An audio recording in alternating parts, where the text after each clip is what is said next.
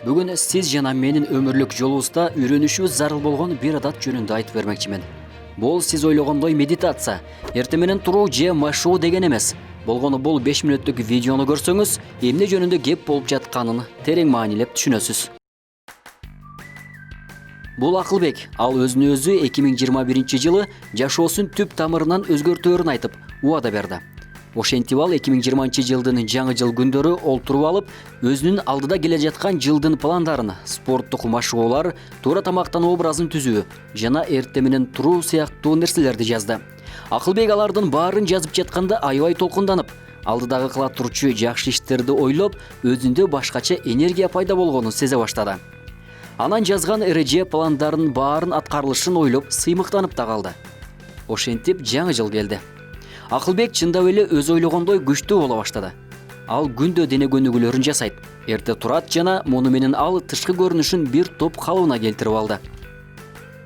Бирок күндөрдүн биринде узакка созулган иш күнүнөн соң ал спорт залына барууну каалабай калды. Чарчаган убакта машыгууга баруу туура эмес, деп Акылбек өзүн өзү жубатты.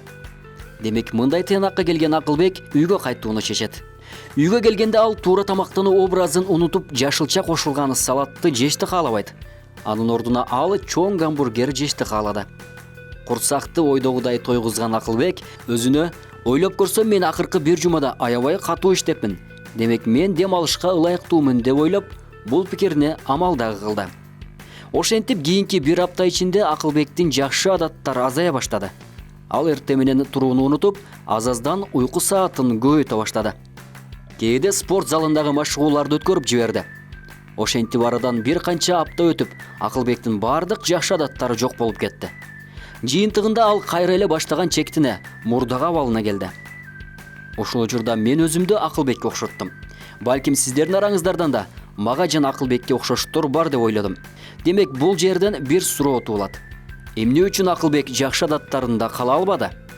Акылбек же башка сиз менен мен же болбосо жаман адаттардан баш тарта албаган арабызда дагы бирөө? Көрсө, биз эң негизги эреже, тагыраагы адатка ээ эмес экенбиз. Бул эреже мажбурлоо деп аталат. Мажбурлоо бул кыймыл эркиндигине коюлган чектөө дегендик. Демек, сиз өзүңүздү бир нерсе кылууга арнаганыңыздан соң, сизде башка бир нерселерге чалгуу эркиндиги жок болот. Балким азыр сиз өзүңүздөн кана кандай нерсеге өзүмдүн бүт дитимди арнашым мүмкүн деп сурап жаткан болушуңуз мүмкүн. Бул нерсеге чындыгында жөнөкөй жооп жок. Мен сизге бере турган жооп ушул. Өзүңүздү эмнеге багыштап жатканыңыз тууралуу терең ойлонушуңуз керек. Мисалы үчүн, оор ташты айына 2 жолу көтөрөсүз жана сиз өзүңүзгө көбүрөөк иштөө керектигин каалап жатканыңызды айтып жатасыз. Мындай абал акылга дароо жетип, сизге айтат: "Бул көп эмеспи? Жөн эле койбойлубу?" деп баштайт. Анткени акыл ашыкча энергия короткусу келбейт. Демек, сиз жана мен акылга баш ийип, кайра эле баштапкы жалкоолуктун сазына батып калабыз. Эмне кылыш керек? Мындай учурда мен сизге бул нерсени сунуштай аламын. Спорт залга жумасына 3 жолу баруунун ордуна кийинки 3 айда аптасына 1 жолу барыңыз. Убакыт өтүп, залга баруу жеңил болуп калат. Анткени бул сиздин адаттагы күн тартибиңиздин бир бөлүгүнө айланып калат. Мисалы, үй тазалоо, тиш жуу сыяктуу адатка айланат. Андан кийин гана жумасына 2 жолу спорт залына барсаңыз болот. Мындай темпте машыгууларды 3 ай бою аткарыңыз. Кийин 3 жолу, 4 жолу, 5 жолу ушул сыяктуу дегендей. Ошондой эле бир убакыттын өзүндө башка жаңы адатка да көңүл бурушуңузду кеңеш берет элем. Сиз бир эле убакыттын өзүндө бир канча ишти аткарышыңыз мүмкүн. Бирок бара-бара Акылбектин абалына түшүп каласыз.